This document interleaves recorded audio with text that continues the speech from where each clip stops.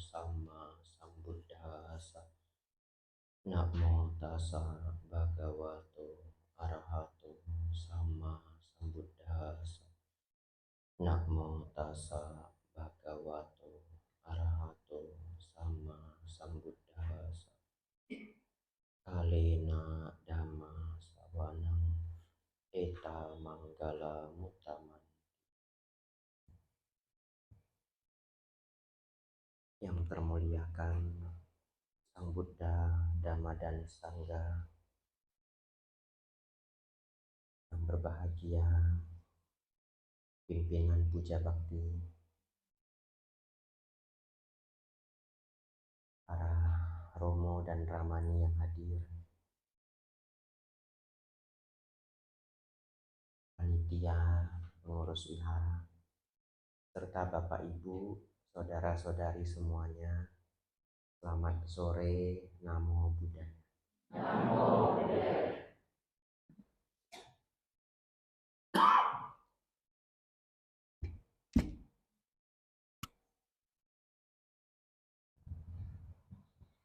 Ya, Bapak Ibu, saya pikir ya, karena kemarin diumumkan saya sudah was-was. Kan ada puja bakti jam 5 sore.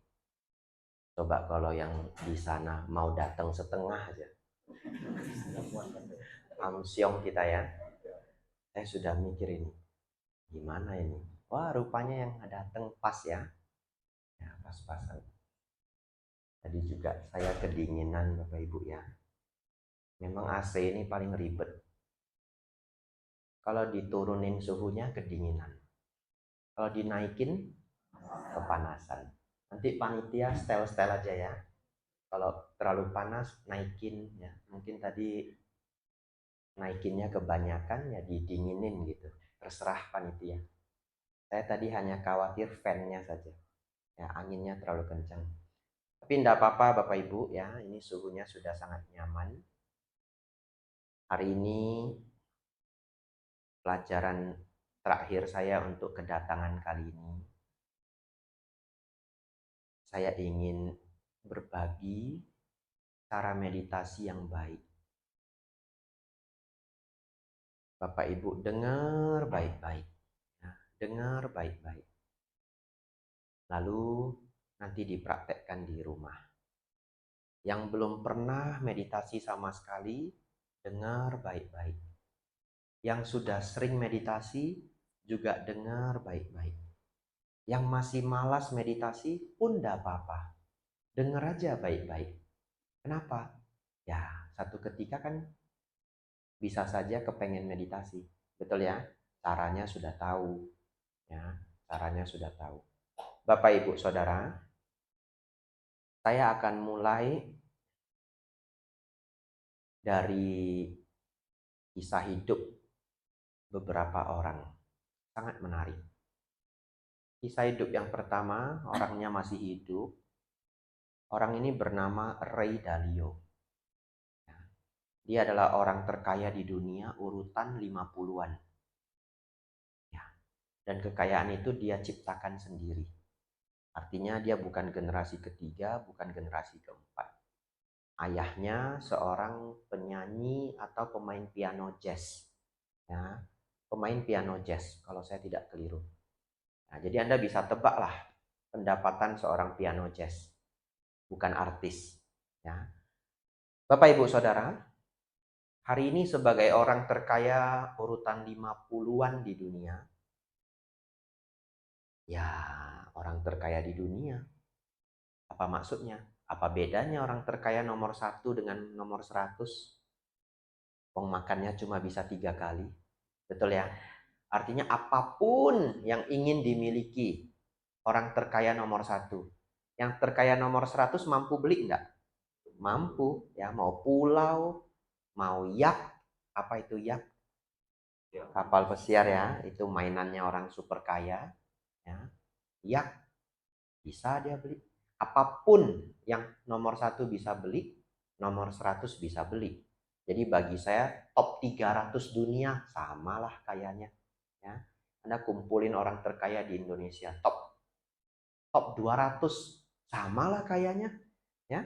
Nanti yang top 100, top nomor 1 kekayaan 200 triliun. Katakanlah yang top 200 2 triliun. 2 triliun sudah bisa beli semua. Beli bakso penuh ini satu wihara. Ya. Jadi Bapak Ibu Saudara, unik sekali. Satu ketika Ray Dalio ini diinterview dan dia kayaknya udah capek gitu. Setiap diinterview pertanyaannya sama, gimana kaya, gimana cara kaya, sampai sudah capek dia. Satu ketika dia diinterview, lalu dia ditanya, Pak, bagaimana ilmunya biar kaya? Bapak Ibu tahu enggak? Sebagai orang terkaya dunia, dia kasih tipsnya unik. Dia bilang begini, gini ya, sebenarnya untuk bahagia itu enggak perlu kaya-kaya banget. Jangan salah tanggap ya. Dia nggak bilang nggak usah kaya ya, dia nggak bilang gitu juga ya. Nggak usah kaya-kaya banget. Anda tahu enggak? Saat ini saya mampu membeli apapun yang saya mau. Apapun yang saya mau, saya mampu membeli. Tapi setiap harinya bisa dibilang 3 hal yang saya nikmati. Apa 3 hal ini? 1, saya senang camping sama anak saya. Nah, camping itu bukan ke gunung. Kalau orang Amerika mah camping itu ke taman. Dan taman itu gratis juga. Mungkin di rumah dia ada taman juga. Ya, mereka cuma gerai itu tiker, kayak itu film Mr. Bean, ya. Nah, bawa kotak itu, kotak sandwich ya. Dia duduk sama anak-anak main-main gitu. Di Indonesia mah kita jarang ya. Anda cobalah camping di depan itu coba. Tetangga ketawa ya. Kenapa di Indonesia jarang? Mungkin karena kita terlalu panas.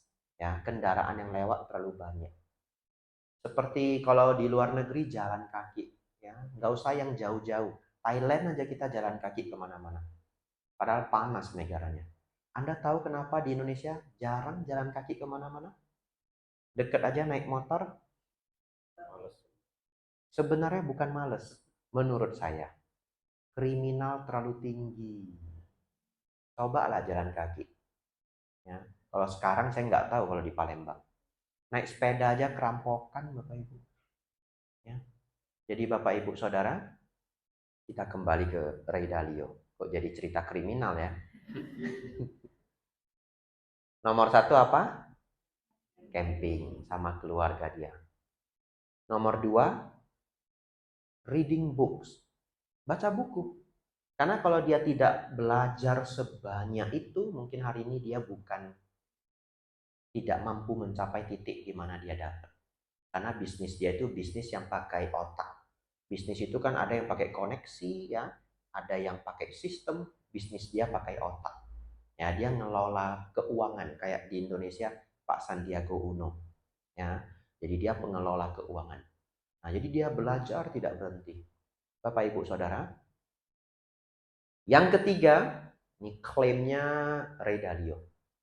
Yang paling dia nikmati setiap harinya, meditasi. Dan Anda nangkap nggak tiga-tiganya itu apa? Gratis. Tiga-tiganya gratis.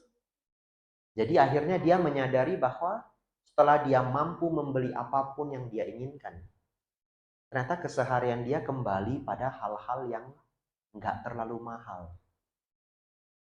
Makanya setiap saya baca buku Bapak Ibu, yang nggak usah niru saya ya. Karena saya juga lihat Bill Gates, seneng banget baca buku. Dia punya channel, Bill Gates itu yang bikin Windows, Microsoft. Ya, setiap Anda pakai laptop yang bukan Apple, ya Anda pakai sistem dia, Anda bayar ke dia. Anda sudah bayar pas Anda beli laptopnya. Kalau dulu bayarnya terpisah, sekarang bayarnya Windows udah lengket di laptop. Bapak Ibu Saudara, Bill Gates orang terkaya dunia. Dia sangat senang baca buku. Bahkan dia berpikir bahwa kesedihan dia salah satu adalah umurnya terlalu pendek untuk membaca semua buku di dunia. Dan setiap bulan dia itu keluarin video buku terbaik bulan ini. Senang dia. bikin YouTube. Nah, Anda cari dan nanti channelnya ya. Anda lihatlah kalau konglomerat bikin YouTube gimana. Seru. Editingnya sudah kayak animasi-animasi mahal gitu. Nah, duitnya banyak. Jadi Bapak Ibu Saudara, setiap saya baca buku, ya saya merasa juga orang terkaya di dunia. Bahwa mereka lakuinnya sama. Begitu ya? Baik Bapak Ibu Saudara. Ray Dalio mengklaim meditasi. Kita geser ke orang lain yang sebenarnya ingin saya ceritakan kemarin. Tapi waktu tidak cukup. Robert Greene. Tidak usah kenal, nggak apa-apa. Anggap aja Acik sebelah. Ya, anggap aja Acik sebelah. Acik Robert gitu. Namanya Robert Greene. Ini orang hebat. Ini adalah orang yang nggak hebat jadi hebat. Ya, nggak hebat jadi hebat.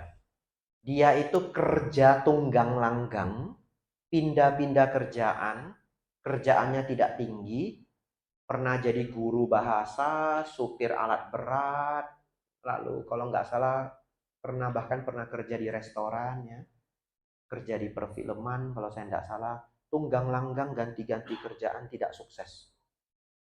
Sampai umur 35 dia baru sukses. Dia nulis satu buku, bukunya Goal, jadi bestseller di Amerika. Baik. Ya, silahkan ya.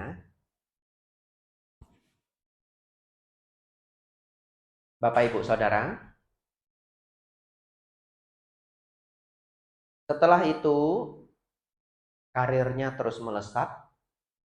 Dia nulis 7 buku sejauh ini, semuanya bestseller dunia.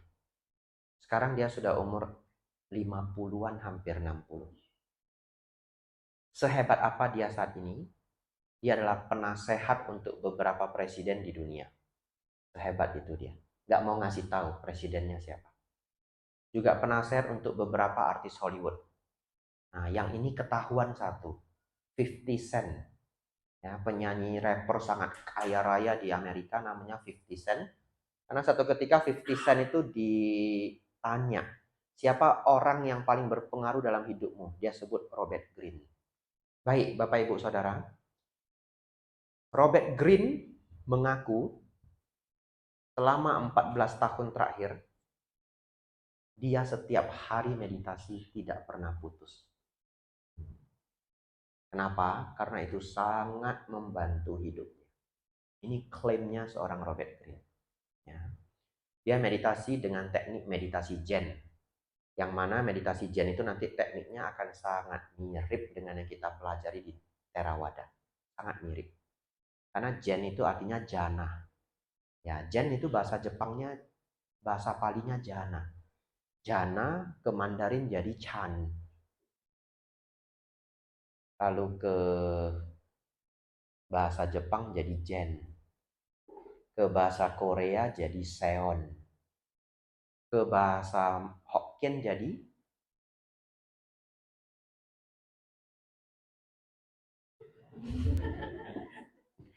siapa yang bisa Hokkien ini harus bertanggung jawab ini. Sien, Jipsien, ya. Jipsien itu mencapai jana. Teitsien jana pertama. Tejisien, Tesasien, Tesisien. Gitu ya. Nah, ini upgrade nih bahasa Hokkiennya. Makanya meditasi namanya Cesien. Nah, C itu duduk. Cesien, duduk untuk jana. Ya, Teitsien, Tejisien, Tesasien, Tesisien. Namanya Cesien. Cesioku, Jinsien. Nah, ini bener ini ya. Cesioku, Jinsien ya. Aduh, direkam lagi gawat saya. Ada jejak digital ini ya. Cesioku itu duduk kelamaan ya. Jinsien. Jinsien itu sungguh membosankan. Bapak Ibu Saudara, jadi kadangkala ya saya cari real story orang-orang nyata, orang-orang hebat yang senang bermeditasi padahal mereka bukan Buddhis. Mereka bukan Buddhis, mereka sangat logis ya, orang-orang pinter, kadang belum tentu juga seneng serius beragama ya, kadang belum tentu serius beragama, Tapi mereka bermeditasi malah lebih rajin daripada umat Buddha. Ya, satu hal yang sangat disayangkan. Kalau ditanya kenapa, menurut saya bukan malas, tapi belum tahu lengkapnya. Ya, kayak kita kenapa orang Indonesia jarang jalan kaki? Bukan malas, ada sebab yang kita udah lupa gitu. Ya, sebabnya adalah kriminal terlalu tinggi. Bapak Ibu Saudara, nah, jam 6 lewat 5 menit ya. Kita belajar meditasi. Pulang dari sini, Anda pinter meditasi. Cesien. Jipsien. Rajin meditasi 10 tahun. Pensien. Ya. Baik. Saya latihan dengan Anapanasati. Ana itu nafas masuk. Pana, nafas keluar. Sati, memperhatikan. Ya, memperhatikan nafas masuk, nafas keluar. Sesederhana itu. Nafas masuk, nafas keluar. Baik.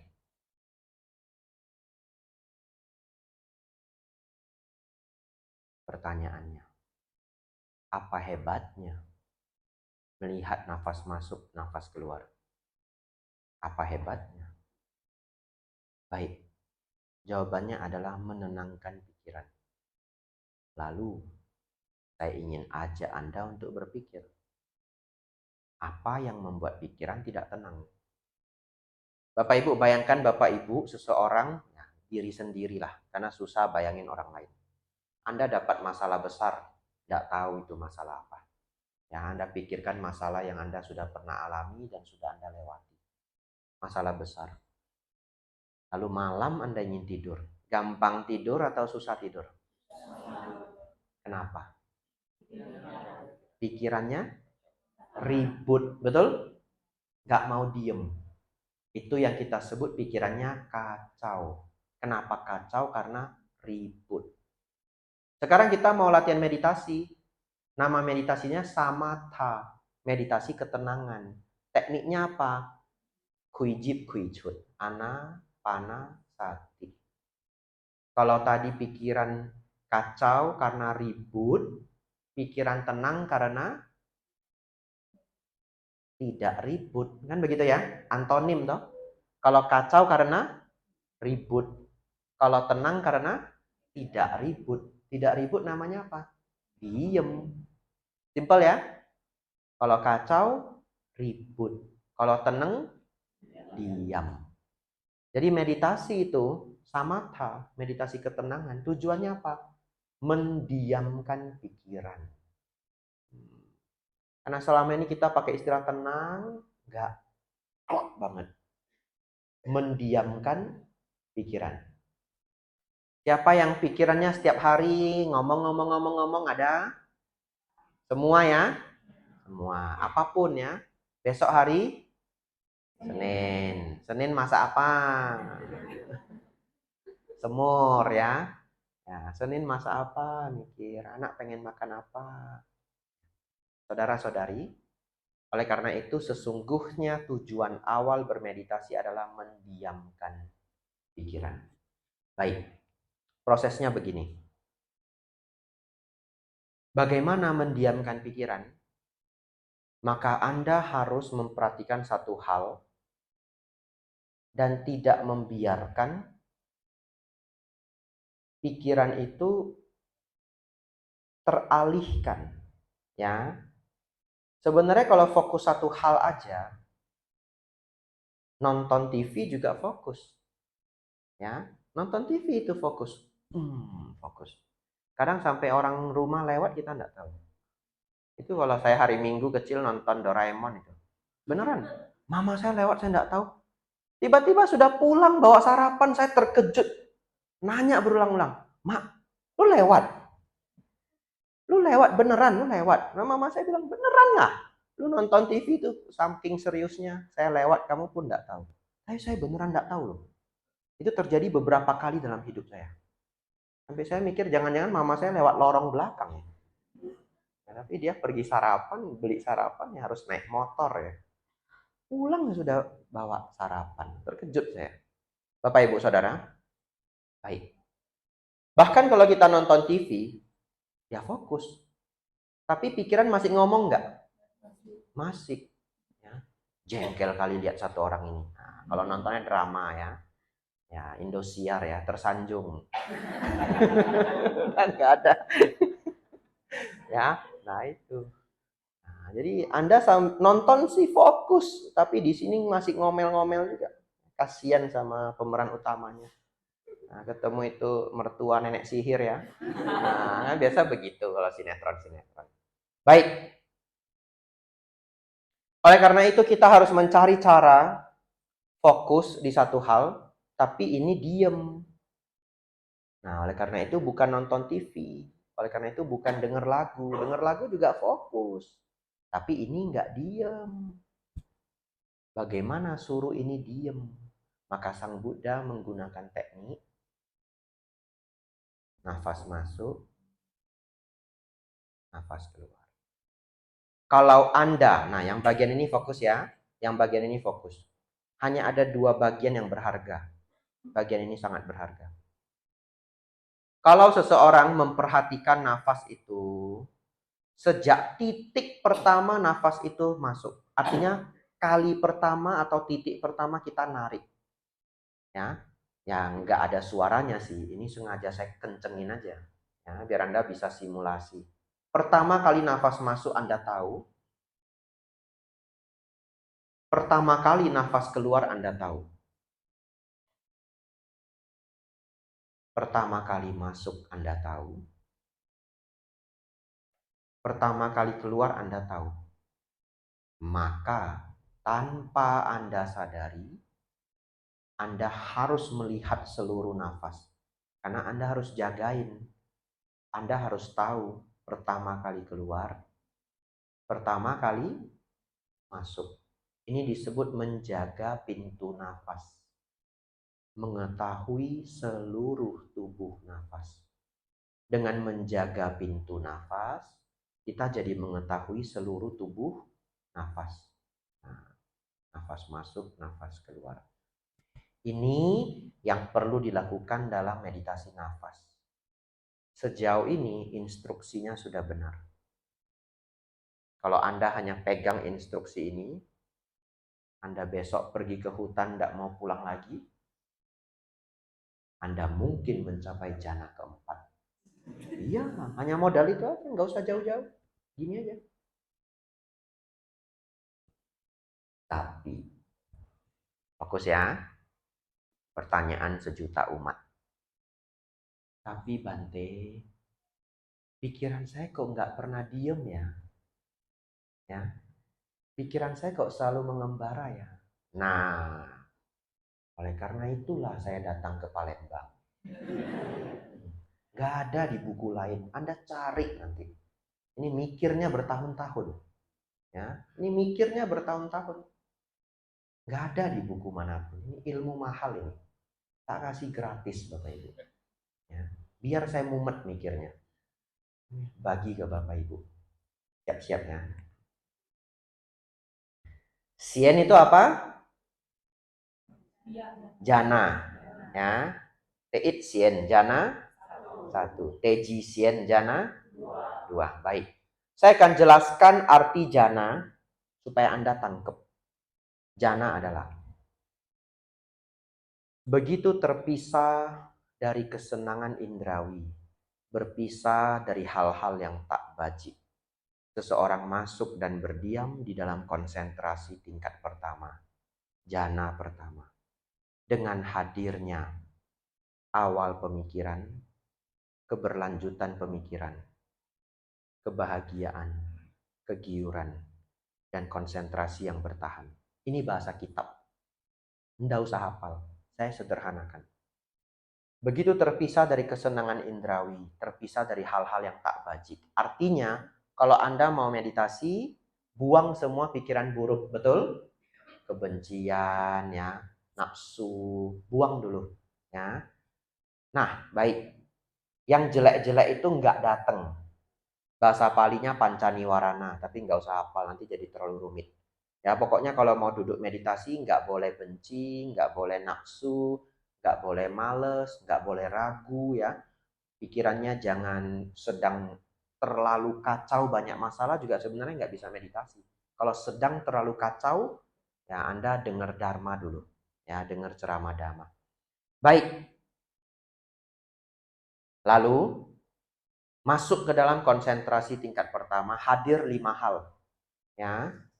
1, awal pikiran. 2, keberlanjutan pikiran.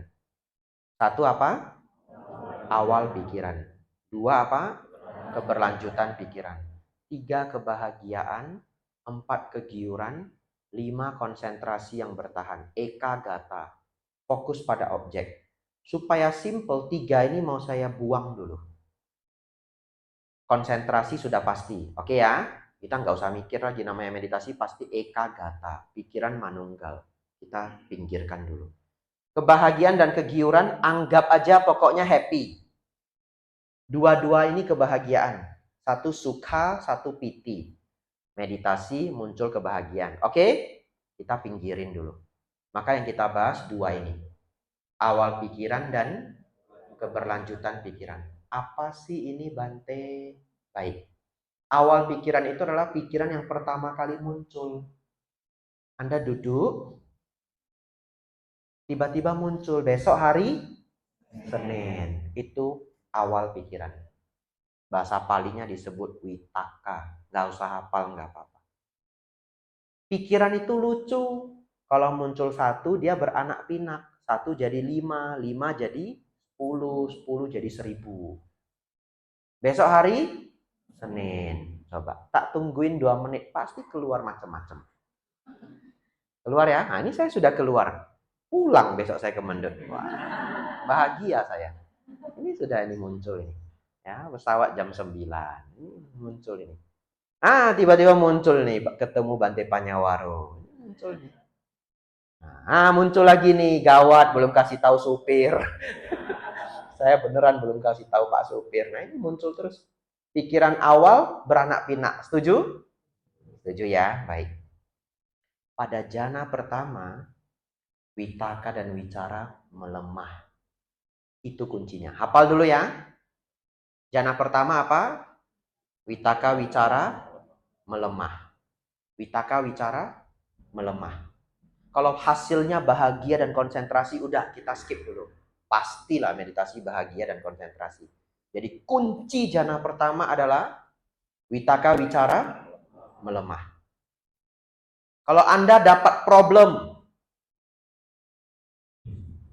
dikejar korteks, yang nggak ngerti enggak apa-apa ya. Yang nggak ngerti selamat ya, Anda nggak stres ya. Karena saya dihubungi umat juga, Bante saya stres. Nah, enggak apa-apa ya, sabar. Baik ya, dikejar teks ya. Nah, Anda pusing. Kalau Anda dikejar KPR, ya lebih gawat dikejar pinjol. Tapi orang Palembang nggak ada lah dikejar pinjol ya. Apapun masalah Anda, dimarahi bos, barang nggak keluar, apapun itu. Witaka wicara apa? Menguat. Itu kuncinya Anda dapat ya. Witaka wicara menguat. Saya sengaja ngulang-ulang supaya hafal ya. Kalau nggak nanti minggu depan lupa. Kalau saya giniin terus ulang-ulang, tahun depan masih ingat. Jana pertama witaka wicara melemah. Kalau stres witaka wicara menguat. Wah, jago ini. Lanjut jana kedua. Siap-siap ya. Begitu terpisah dari kesenangan indrawi, terpisah dari hal-hal yang tak wajib. Seseorang masuk dan berdiam di dalam konsentrasi tingkat kedua atau jana kedua. Dengan lenyapnya awal pikiran dan keberlanjutan pikiran. Seseorang masuk dan berdiam di dalam kebahagiaan, kegiuran, dan kemanunggalan pikiran. Apa jana kedua? Lenyapnya witaka dan wicara. Saya ulangi, apa jana kedua? Lenyapnya witaka dan wicara. Anda tahu nggak artinya? Artinya kalau Anda masuk jana kedua, pikiran ini diam total. Katakanlah 2 jam. 2 jam pikiran itu diam total. Anda tidak pernah merasakannya seumur hidup. Kalau pikiran Anda diam itu paling 1 menit, paling 3 menit, paling hebat 5 menit sudah terkejut-kejut. Karena 5 menit saja pikiran Anda diam itu kebahagiaan luar biasa. Lalu Anda bangun, Bante, saya sudah dapat PT, Bante, jana keempat. Ya, baik apapun itu. Tapi kalau seseorang capai jana kedua, pikirannya diam selama berjam-jam. Sang Buddha tidak buat standarnya berapa jam. Nah, kita bayangkan aja berjam-jam. Begitu ya? Baik. Ujian ya. Ujian dadakan. Kalau ada orang nanya ke Bapak Ibu, Pak, Bu, kenapa ya saya meditasi kok pikiran saya tidak bisa diam? Apa jawabannya?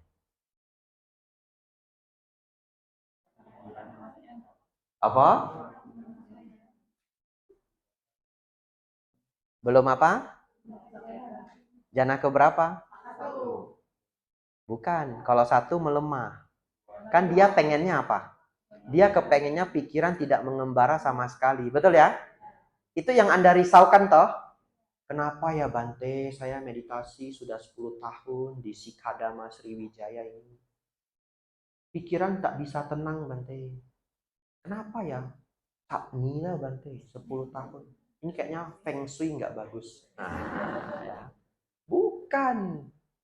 Jawabannya adalah Anda belum mencapai jana kedua. Selamat. Ini jarang yang tahu ini. Ilmu mahal. Anda nanti keluar kota ikut ETC, pembahasan meditasi, begitu bahas jana, wah orang Palembang goyang-goyang kepala semua. Mimpai. Mimpai. Ya. Nanti ditanya, mengerti ya? Ngerti. Gak susah. Witaka wicara. Gitu ya. Baik, Bapak Ibu Saudara.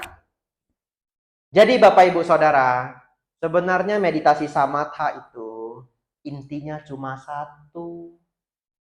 Berjuang mendiamkan pikiran. Mendiamkan pikiran itu namanya menenangkan. Makanya muncullah bahasa Indonesia, meditasi ketenangan. Tapi kalau nggak dibahas, nggak tahu tenangnya apa, nggak tahu. Baik, kita masuk lagi, lebih jauh lagi. Siap-siap ya. Sudah 1/2 jam Bapak Ibu.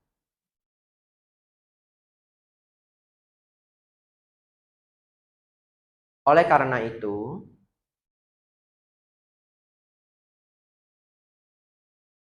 ini ilmu penting nomor 2. Semua harus konsentrasi. Ya. Ada 3 kondisi ketika kita bermeditasi. Berapa kondisi? 3. Kondisi yang pertama, nafas masuk, nafas keluar, nafas masuk, nafas keluar. Muncul pikiran, anak saya udah pulang belum ya? Jam berapa dia pulang nanti ya hari Minggu? Bandel anak ini. Muncul. Lalu mengembaralah pikiran ini. Kalau pikiran mengembara sampai Anda tidak tahu nafas masuk, nafas keluar, 8 menit. Namanya? Betul. Namanya adalah melamun. Ya. Jadi kondisi pertama dalam meditasi adalah melamun. Setuju? Siapa yang pernah meditasi jadi melamun? Ada? Wah, ada ya. Baik ya. Yang lain ada juga. Goyang kepala tapi enggak. Raise hand, enggak apa-apa. Yang golput juga ada. Enggak apa-apa. Negara demokrasi ya. Baik. Kita meditasi bisa yang pertama keadaannya pikiran melamun. Setuju ya? Setuju. 3. Nah, konsentrasi. 2 dulu Bante. Betul. Yang 2 itu ilmu rahasia saya. 3 dulu.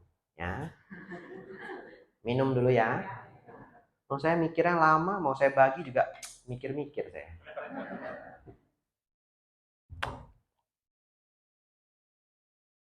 Oh, sudah ada. Ya, enggak apa-apa.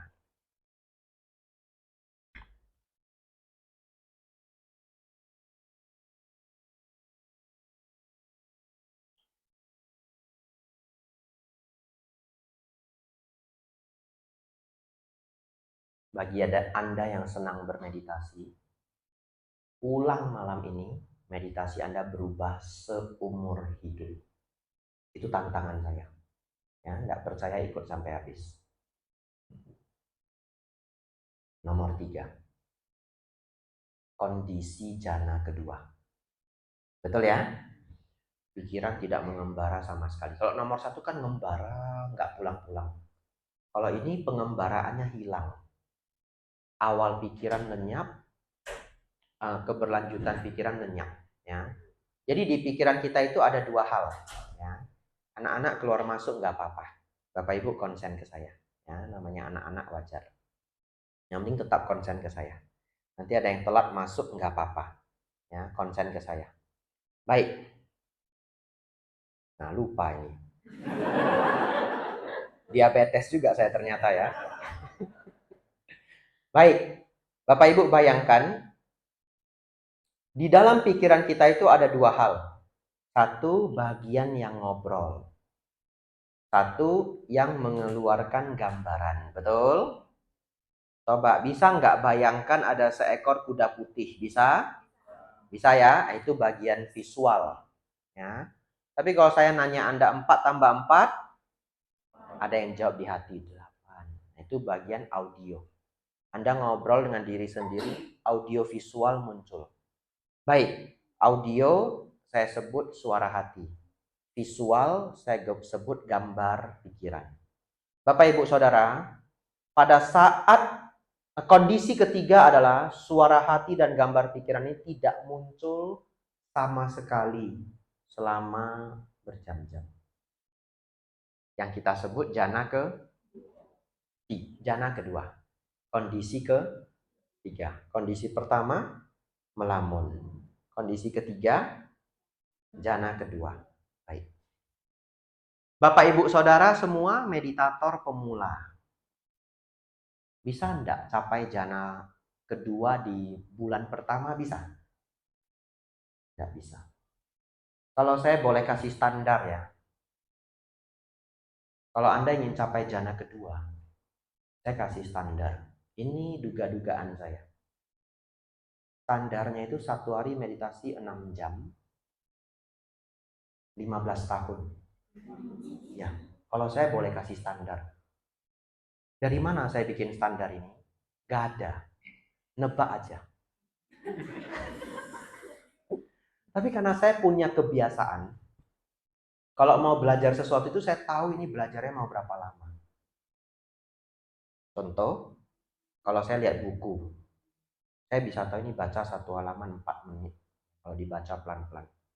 Misalkan buku bahasa Thai. Kalau buku bahasa Indonesia 1 halaman 1 menit 15 detik lewat. Saya bisa hitung sampai ini mau berapa lama ini. Udah kebiasaan, seneng saya hitung begitu. Mau belajar bahasa, ada 10.000 kosakata penting. Tergantung Anda mau belajar sehari berapa jam. Jadi bahasa itu nggak ada standarnya. Kalau ditanya perlu berapa tahun bisa Mandarin, itu pertanyaannya salah. Perlu berapa jam? Kalau sehari belajarnya 1 jam, ya 6,5 tahun. Kalau sehari belajarnya 2 jam, 3 tahunan. Betul ya? Kalau dia mau belajar sehari 4 jam, nah setahun lebih. Makanya jangan heran kalau ada orang bisa 8 bulan sudah cukup menguasai bahasa itu. Bukan dia super hebat, super komputer. Nggak ada, saya belum pernah ketemu. Tapi karena dia sehari belajarnya 6-7 jam. Cuma itu permainannya. Ya, 1, 2, 3, 4, 7. Oleh karena itu kalau saya boleh hitung-hitung tebak-tebakan, Anda ingin jana kedua toh? Tapi jangan jadi sedih ya. Saya pikir Anda meditasi sehari 6 jam. 2 jam pagi, 2 jam siang, 2 jam sore, 2 jam malam. Dimarahilah sama suami atau istri Anda. Ya. Berapa lama Bante? 6 sampai 15 tahun. Itu dugaan saya. Yang 6 tahun siapa Bante? Yang berbakat. Yang 15 tahun kurang berbakat. Duga-dugaannya, tapi Anda jangan jadi sedih. Saya cuma 1 jam Bante sehari, nggak apa-apa. 4 kehidupan. Nah, betul toh? Nggak apa-apa, bisa aja kehidupan ketiga ini Anda jadi biku, ya Anda bisa meditasi 4 sampai 6 jam sehari. Ya, jadi Bapak Ibu Saudara, memang sangatlah sulit mencapai jana kedua.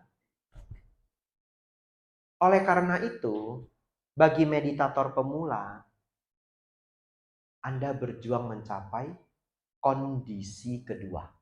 Kan tadi 3 ya. Apa Bante kondisi kedua?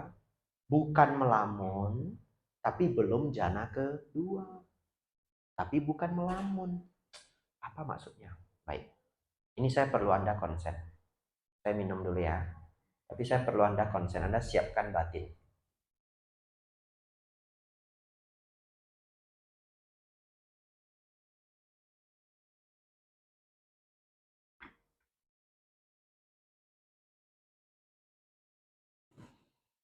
Anda perlu berlatih. Kendati pun muncul suara hati dan gambar pikiran, saya masih mengetahui nafas masuk, nafas keluar. Itu. Saya ulang ya. Kendati pun muncul suara hati dan gambar pikiran, namun saya masih mengetahui nafas masuk, nafas keluar. Artinya apa? Enggak melamun. Tapi bukan fokus sempurna. Unik ya? Melamun enggak? Enggak. Jadi caranya gimana? Anda duduk. Nafas masuk. Nafas keluar. Muncul gambaran rumah Anda. Kalau Anda pelihara anjing yang Anda sayang, muncul gambaran peliharaan Anda. Walaupun gambaran ini muncul, Anda masih tahu. Nafas masuk, nafas keluar. Nggak perlu disebut nafas masuk, nggak ada. Hanya tahu saja, mengetahui. Nanti yang terjadi adalah suara hati dan gambaran pikiran itu tidak berkembang menjadi lamunan. Ya, dia barangkali melemah, ganti gambar yang lain. Tapi Anda terus tahu, nafas masuk, nafas keluar. Pelan-pelan mungkin dia berganti gambar lagi. Tapi akan ada satu ketika Anda merasa gambaran dan suara itu melemah. Saya kasih satu simulasi. Lebih nyaman mana Bapak Ibu? Kalau Bapak Ibu mau kerja, anggaplah bikin laporan akhir bulan, atau Anda mau ngitung uang banyak, hasil dagang seminggu, cash. Terserah, Anda pilih mau yang mana. Mau yang cash Bante, Aci cari. Ya. Lebih nyaman mana? Kerja di ruangan yang tenang, atau kerja di ruangan yang anak-anak sibuk bermain 3-4 orang? Lebih nyaman mana? Yang tenang. Ya. Pertanyaan selanjutnya. Tapi kalau terpaksa ada anak-anak 3-4 orang terus bermain, terpaksa, Anda bisa kerja nggak? Bisa, dan itu selalu kita lakukan ya. Dulu di rumah bikin PR ya, rumah ya ribut. Ya, orang tua nelpon, ada yang nonton, segala macam. Bisa nggak kita kerja PR? Bisa. Artinya, sebenarnya ada suara hati dan gambar pikiran yang berlalu lalang itu, Anda tetap bisa melihat nafas. Ya. Jadi Bapak Ibu Saudara, Anda harus berandai, Anda harus memahami analogi ini, kendati pun anak-anak bermain, saya tetap bisa hitung ya, pembukuan bulanan. Walaupun tidak sekonsen kalau yang pertama. Tapi kalau sudah terbiasa, pembukuannya benar juga, nggak lari juga. Ya. Jadi Bapak Ibu Saudara, saya membuat analogi itu, nanti Bapak Ibu ketika meditasi, Anda harus tahu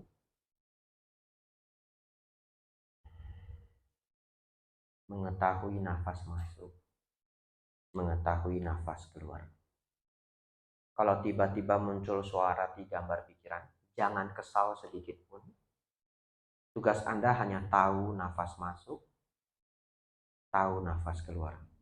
Dan Anda tidak gagal. Ya. Jadi selama ini Anda berpikir kalau pikiran mengembara sedikit, gagal saya.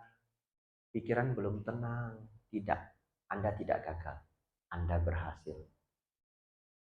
Itulah kondisi kedua. Selama Anda masuk ke kondisi kedua, Anda dalam keadaan berhasil. Anda latih itu terus, kondisi kedua ini akan menguat. Apa yang terjadi? Anda bisa melihat nafas menjadi lebih mudah. Suara hati dan gambar pikiran tadi melemah. Melemah dan melemah. Ini Anda harus tes sendiri. Benar nggak melemah? Ya, Anda duduk.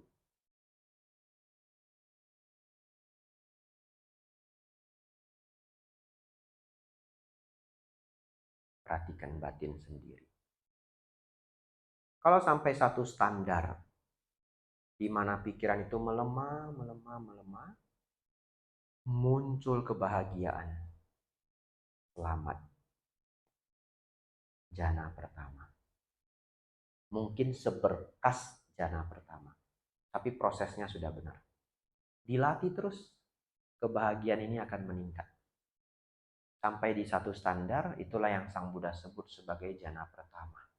Tapi Sang Buddha nggak bisa menyampaikan happiness-nya seberapa tinggi. Karena nggak ada ukuran happiness. Ya. Kalau hari ini mau ngukur mungkin bisa. Cek darahnya, endorfinnya seberapa tinggi. Tapi itu 2600 tahun yang lalu. Atau otak sekarang bisa di-scan MRI, meditasi sambil di-scan. Dan itu dilakukan para biku Tibet. Dan sudah terbukti, bahkan ada bukunya. Ya, Science of Meditation. Ada bukunya. Nah, Bapak Ibu Saudara,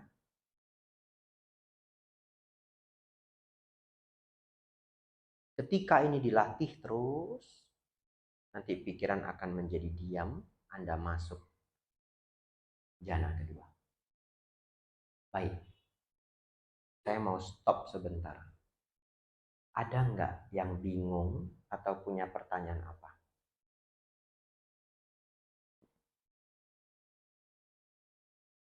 Atau cukup jelas? Boleh. Selama ini juga kami biasanya diajarkan untuk kita kan fokuskan untuk memperhatikan keluar masuknya nafas dari ujung lubang hidung. Dan apabila terjadi sensasi di dalam pikiran seperti yang Bante bicarakan tadi, Bante, seperti yang ada gambar pikiran atau obrolan hati seperti Bante, jadi kita juga dianjurkan ngapa? Kita juga harus tarik nafas kembali. Kita fokus lagi ke nafas masuk, nafas keluar. Jadi itu dilakukan berulang-ulang. Ya, baik ya. Saya hanya bisa menjawab instruksi itu tidak sesuai Anapanasati Sutta. Titik. Kenapa saya harus jawab begitu? Karena saat ini teknik meditasi sudah terlalu banyak. Ya, hampir semua guru-guru besar di Myanmar itu bikin teknik sendiri. Ya, bahkan sebenarnya bukan hanya di Myanmar, termasuk di Thailand, termasuk di Sri Lanka. Termasuk di Sri Lanka 1000 tahun yang lalu. Jadi kitab-kitab yang terkenal ya, yaitu kitab Visuddhimagga, itu ditulis oleh Bhikkhu Buddhaghosa 1000 tahun yang lalu di Sri Lanka. Dan itu bukan dari Sang Buddha. Anda jangan tanya saya, jadinya itu benar apa enggak? How do I know? Ya, yang saya bisa jawab adalah saya mengikuti Anapanasati Sutta. Ajaran siapa? Sang Buddha. Jadi kalau Anda keluarkan kitab lain, ya, kitab dari Theravada, Mahayana, Tantrayana, nanti aliran lain, tidak dari Sang Buddha, saya tidak bisa bahas juga. Ya. Nanti ada teknik perhitungan angka, masuk satu, keluar satu. Ya, Thailand masuk Bud, keluar Doho. Bud, Doho. Sangat terkenal. Tapi saya hanya bisa mengatakan silakan Anda explore, tapi saya menyampaikan sesuai Anapanasati Sutta. Ya. Titik sentuh ini juga tidak ada di dalam Anapanasati Sutta. Ya, tapi beberapa guru sangat terkenal ini ya, beberapa guru dari Myanmar juga ya, yang dulu saya ikuti karena pengalaman hidup saya, mereka meletakkan ada yang di ini pinggiran hidung, ada yang di sini hidung, ada guru yang di sini, ada yang bahkan kembang kempis perut. Ya, saya hanya bisa menyampaikan, tidak ada instruksi itu di Anapanasati Sutta. Kalau Anda nyaman, silahkan. Karena sepertinya, saya harus pakai kata sepertinya, ya bisa membawa Anda ke jana kedua juga kalau caranya benar. Ya, karena jana kedua itu kan lenyaknya awal pikiran dan keberlanjutan pikiran. Tapi kalau beberapa teknik menurut saya malah mencegah pikiran itu tenang. Kalau Anda melafalkan sesuatu ketika bermeditasi, pikiran Anda tidak akan pernah diam. Setuju ya? Ya, oleh karena itu kalau Anda belajar dari guru-guru yang menyebutkan angka pun, masuk satu, keluar satu, masuk dua, keluar dua. Guru itu pasti akan mengatakan setelah tenang, perhitungan itu ditinggalkan. Tapi sesungguhnya ya yang saya nyaman, setelah saya explore begitu banyak teknik, saya start itu udah nggak hitung. Awalnya saja sedikit berat, tapi nanti kalau sudah terbiasa sangat nyaman. Karena Anda sudah terbiasa menenangkan pikiran secara cepat. Ya, silakan Anda explore. Ya, karena memang saat ini cukup sulit belajar meditasi. Sulitnya apa? 10 guru, 10 teknik. Ya, itu sulitnya. Tapi yang hari ini saya berikan itu sebenarnya kayak sedikit rahasia yang begitu Anda tahu Anda bisa pakai di semua teknik. Yang penting jangan melamun. Itu aja. Itu dulu. Kalau mau berharap pikiran tidak mengembara sama sekali, mah jana kedua. Anda coba di teknik apapun, menurut saya tidak akan ketemu secara instan. Kalau ketemu, berarti Anda dulu sudah bermeditasi. Ya, Anda berbakat. Mungkin setelah itu gabung ke Sangga Theravada Indonesia. Ya, karena Sang Buddha sendiri umur 7 tahun capai jana sudah. Karena bakat kelahiran sebelumnya. Kelahiran sebelumnya beliau pernah menjadi biku di bawah Buddha Kasapa. Baik, Bapak Ibu Saudara, ada lagi satu pertanyaan? Silakan, Pak.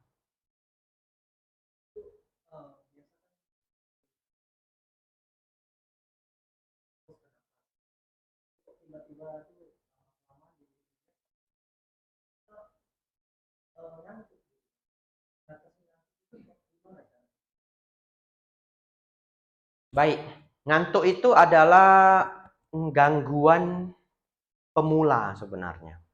Karena meditasi itu belum cukup membahagiakan. Dan itu prosesnya lama. Dalam artian begini, semua orang tahu olahraga itu penting. Tapi kan tidak semua orang rajin berolahraga. Padahal penting. Kapan seseorang bisa rutin berolahraga? Sampai mau dilarang aja udah nggak bisa. Ketika dia merasa bahagia ketika berolahraga dan setelah berolahraga. Dan proses menemukan itu mungkin bisa 6 bulan. Ada orang jogging dia beneran happy. Coba aja orang yang nggak pernah olahraga jogging, mau mati Bapak Ibu. Ya. Tapi ada orang dia nggak jogging, dia beneran nggak bisa. Hidupnya itu untuk jogging. Nah, jadi artinya dia melatih berulang-ulang sampai hal itu membahagiakan. Baik. Jadi meditasi untuk para pemula sebenarnya goal Anda itu adalah menjadi bahagia dalam bermeditasi. Itu goalnya. Gak usah cerita jana kedua, jana ketiga, nibbana, masih jauh. be comfort dulu. Menjadi nyaman, menjadi senang bermeditasi. Baik, kita bahas ngantuk ini. Oleh karena itu, normal ya, wajar seseorang meditasi menjadi ngantuk. Tipsnya bagaimana? 1. Diusahakan kita menjadwalkan sesi meditasi kita di saat kita paling tidak ngantuk. Kapan itu Bante? Baru bangun dan belum makan. Ya pasti nggak ngantuk, mau baru bangun gimana ngantuk? Ya, Anda baru bangun, tapi kalau badannya berbeda ya baik, Anda ganti jamnya. Mungkin sore jam 4 itu Anda paling tidak ngantuk. Boleh. Ya. Masa kita paling tidak ngantuk itu kita jadikan waktu bermeditasi. Kalau Anda semangat 45, biasanya bangun jam 7, besok saya mau meditasi. Sudah ikut kelas Bante Abijat. Anda bangun jam 3 mau meditasi, mana bisa?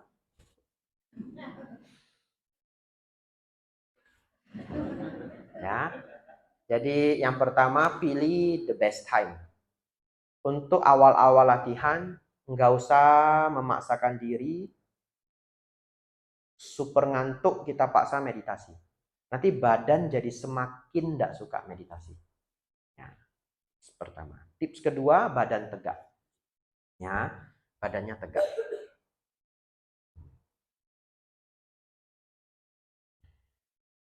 Kalau begini, bisa memicu ngantuk. Tegak. Yang ketiga, tegaknya dipertahankan sampai menjadi habit. Yang artinya kalau kita ngantuk pun dia nggak nunduk. Jangan gini meditasi. Bad habit, ya kebiasaan buruk. Begini. Kadang saya ngantuk. Kalau di wihara ada jadwalnya. Kalau sedang ikut jadwal, kadang saya ngantuk sekali. Tapi saya tetap begini. Apa yang terjadi? Ya ini dulu waktu wasa-wasa pertama ya, kenangan saya. Wasa-wasa pertama meditasi sangat berat. Kadang ngantuk sekali, tapi saya berusaha tegak. Apa yang terjadi? Ini badan mau jatuh, tapi dia jatuhnya gini. Ya, karena kita mau tegak. Nah, hebatnya, kadangkala 2-3 kali tersentak seger. Nah, hilang ngantuknya. Kadangkala. Kadangkala gimana Bante? Keluar air mata. Ya, saking ngantuknya. Ngantuk. Baik. Jadi tips yang pertama cari waktu terbaik, tips yang kedua tegak ya. Ya, tips yang ketiga tekniknya benar ya. Ikut dengerin yang saya sampaikan ini, tekniknya sih nanti sudah cukup baik. Itu saja sih, sisanya harus dilawan. Tidak ada cara lain. Ya, seperti orang yang baru berolahraga, dia datang ke kita, capek, gimana ya olahraga biar nggak capek? Nggak ada. Hari pertama fitness ini, waduh badan sakitnya minta ampun. Lalu ada yang bilang, saya mau fitness tapi yang nggak sakit. Kita cuma bisa kasih dua kata, sabar dan dilawan, gitu ya. Jadi Bapak sabar dan dikerjakan, dilawan ngantuknya, tapi kita atasi dengan tadi, cari waktu terbaik, nggak apa-apa. Coba nanti setelah beberapa bulan, ngantuk itu akan berkurang. Kalau di tempat Acan Bram, beliau buat retreat. Kadang ada orang saking ngantuknya nggak tahan. Tahu nggak Acan Bram bilang apa? Tidur dulu, nanti balik lagi. Ya. Karena mau gimana dipaksa. Ya, ada orang yang kerjanya itu owl, burung hantu. Ya, kebalik jadwalnya. Ya, lalu dia ikut retreat menderita. Ya, Acan Bram sih ngerti. Acan Bram bilang, tidur dulu, nggak apa-apa. Nah, nanti mungkin jam 11.30 orang semua sudah tidur, dia buat tegak. Ini burung hantu toh, tegak dia. Ya, itu ya. Ya, Anumodana. Satu pertanyaan terakhir, silakan Pak. Boleh nanti. Bisa. Awalnya sulit. Jadi tipsnya istirahat dulu. Ya, pulang kerja atau pulang berkegiatan, jangan langsung meditasi. Kalau lelah, rehat dulu. Rebahan dulu. Ya, rebahan sampai capeknya hilang, meditasi. Nah, Nah, kalau terbawa terus dipaksa. Itu bohwat. Jadi kayak duduk bantai kaki kesemutan, dipaksa. Kenapa dipaksa? Gini, kaki kesemutan itu awalnya 20 menit kesemutan. Tapi kalau kita kerjakan terus dia mundur. Ya, hari keempat dia 25 menit kesemutan. Seminggu 30 menit. Nah, kalau Anda duduk terus dia naik terus. Ya, beberapa biku sekali duduk 7 jam. Ya enggak bisa itu kalau enggak latihan, itu naik pelan-pelan. Ya, jadi kesemutannya itu mundur. Nah, jadi saya pikir kalau kita bermeditasi sangat melelahkan, nggak apa-apa, sedikit dipaksa. Apa yang terjadi ketika kita sudah memaksakan diri, semua otot-otot yang membuat badan kita tegak, menguat. Sebenarnya kita tegak begini itu lelah karena ototnya kerja. Megangin badan toh. Ya, lihat kalau orang upacara berdiri bisa pingsan loh. Ya toh? Nah, jadi sebenarnya tegak begini itu melelahkan bagi beberapa otot kita. Gak apa-apa, otot itu akan menguat dalam waktu 2 minggu sampai 1 bulan. Kalau rutin setiap hari. Ya, kalau seminggu 2 kali mungkin sedikit lambat. Itu tips saya. Yang ketiga, ini tipsnya Bante Dhamaudo, beliau sudah meninggal. Tipsnya sih luar biasa bagus. Lim tampuk kopi sing kata beliau ya. Minum dulu sedikit kopi. Ya, itu tips Bante Dhamaudo. Nah, yang nggak minum kopi, minum Milo. Ini beneran beliau bilang Milo. Saya ulang ini. Bulim kopi tulim tampuk Milo lah. Bante Dhamaudo. Ya, ceramah Hokkien yang best of the best. Saya dengerin ceramah beliau 3 tahun lebih. Kepengen berlatih dengan beliau. Waduh, meninggal dulu. Ya, saya mikir saya nanti sudah lewat 5 wasa, sudah bebas ya. Di bawah 5 wasa belum bebas, kemana-mana harus izin. Nah, setelah lewat 5 wasa bebas, saya mikir mau latihan di tempat beliau. Ya, bahkan dulu saya dari wasa pertama tidurnya papan, nggak pakai kasur. Kenapa? Karena saya dengar dari teman-teman para bante, tempat beliau itu nggak ada kasurnya. Tidurnya di papan. Saya latihan juga tidur di papan. Nah, jadi saya kasih tahu Bapak Ibu yang belum pernah tidur di kayu, Anda akan sakit 2 minggu aja. Setelah itu nyaman. Nggak kalah sama spring bed yang mahal. Iya. Tapi Anda harus menderita berapa lama? 2 minggu. Sakit sini, sakit sini. Ya, yang mau coba silahkan ya. Ya. Jadi Bapak Ibu, ya itu ya Pak ya. Terima kasih. Ini Ibu silahkan. Kenapa? Wah, hebat sekali. Apa? Iya, baik ya. Bahkan tanpa ditanya pun sudah saya jawab. Lumayan sakti juga ini ya. Bapak Ibu, saya tutup dengan menyimpulkan semuanya. Ya, mungkin 15 menit. Anda konsen, setelah itu Anda latihan sendiri. Ini puja bakti ya Bu ya. Ya, berarti singkat. Setelah itu kita tutup. Jadi sebelum saya simpulkan begini. Saya belajar Dharma itu di umur 19. Sekarang saya umur 32. Berapa tahun? 13 tahun ya. Mungkin bahkan 18-an. Nah, jadi 14 tahun. Buku yang saya baca cukup banyak. Teknik macam-macam sudah saya baca. Ya. Saya nggak bisa bahas semuanya. Karena 2 hal. Satu, terlalu banyak. Yang kedua, nanti orang marah. Karena itu kan tekniknya orang. Saya harus bahas, ada namanya toh, ada gurunya toh. Teknik ini, teknik ini, teknik ini. Nggak pasnya di mana, pasnya di mana. Baik, oleh karena itu saya hanya bisa bilang begini. Semoga Anda tahu maksud saya. Ini yang dipraktekkan Sang Buddha langsung. Ya, Anapanasati Sutta. Ya. Tidak saya tambah, tidak saya kurang. Kalau Anda cocok, silakan ambil. Bagi saya, ini sudah yang paling aman. Ya.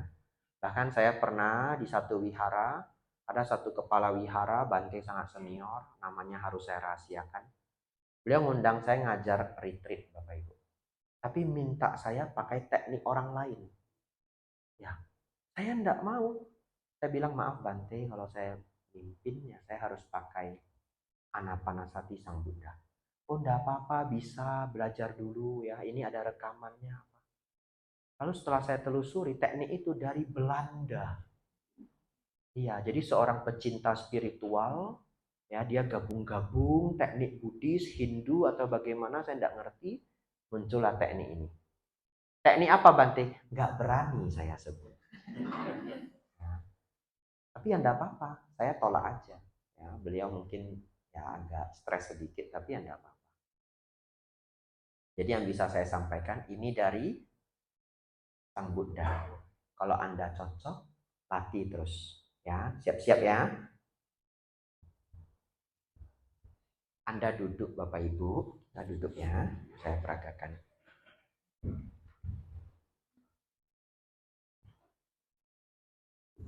Bagi yang tidak sanggup duduk begini karena umur, boleh duduk di kursi, nggak soal. Ya.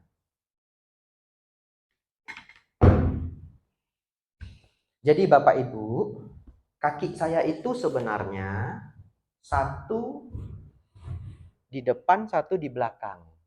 Ya, kaki saya seperti ini. Dulu kaki saya seperti ini, nyaman juga. Ya, saat ini seperti ini. Dua-duanya boleh. Ya. Nah, ada orang yang hebat, lotus, lipat sini, lipat sini. Boleh ya. Tapi itu sakit banget. Tapi katanya itu kalau sudah terbiasa sangat nyaman. Saya tidak pernah coba. Ya. Biasanya itu Bante yang kurus-kurus Bapak Ibu. Ya, saya bisa begini aja sudah syukur ya. Nah, biku bule aja nggak bisa gini.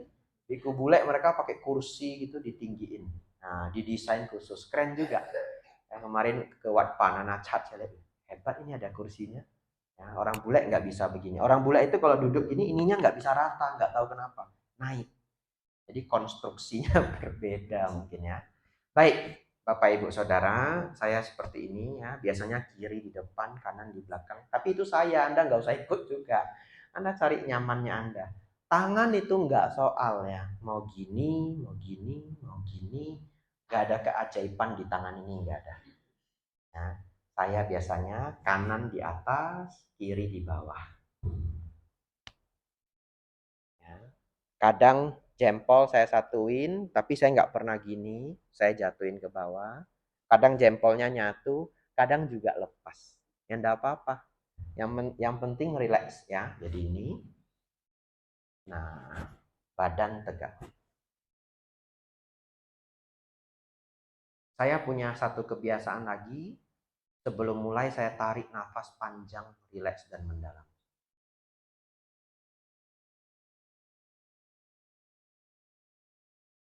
Kadang satu kali, kadang dua kali. Jadi ini kayak startnya, biar pikirannya diem.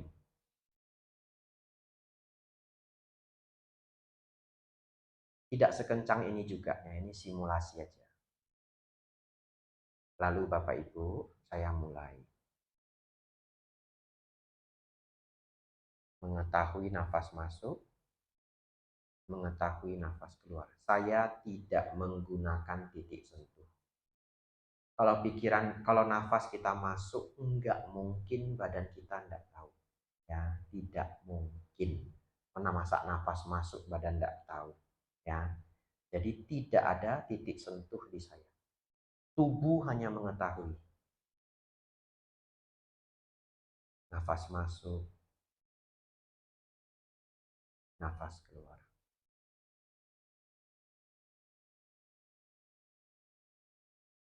Nafas masuk, nafas keluar. Bapak Ibu Saudara, segala pikiran yang muncul abaikan. Mulai mocam, polai pocam. Ini dalam Buddhisme Zen diajarkan begitu. Ya, marah muncul, marah ditebas. Ya, po muncul, po ditebas. Itu dalam bahasa Jepang diajarkan begitu. Tapi agak kasar kalimat ini, tapi maksudnya adalah apapun pikiran yang muncul, abaikan. Kembali ke nafas masuk, nafas keluar. Nafasnya alamiah saja, seperti biasanya kita bernafas. Apabila muncul pengembaraan pikiran, abaikan. Apabila tidak bisa mengabaikan, anggap saja anak-anak yang sedang bermain. Selama kita mengetahui nafas masuk, nafas keluar, kita sudah benar. Suatu ketika Anda akan terkejut. Walaupun pikiran sedikit mengganggu, ada suara hati, ada gambar pikiran, tapi Anda tetap memegang nafas masuk, nafas keluar, pikiran Anda menjadi tenang. Dan ini pengetahuan baru untuk kita. Walaupun sedikit diganggu oleh pikiran, saya mampu menenangkannya. Dan seperti itu dilanjutkan. Bapak Ibu silakan buka mata. Nanti Anda boleh praktek malam sebelum tidur sama. Ya, sebelum tidur Anda boleh coba nafas masuk. Gak usah bermeditasi. Kita tidak sebut bermeditasi. Karena nanti Anda berpikir nggak sopan Bante meditasi sambil tidur. Nggak usah sebut itu meditasi. Sebut aja mini practice, latihan kecil.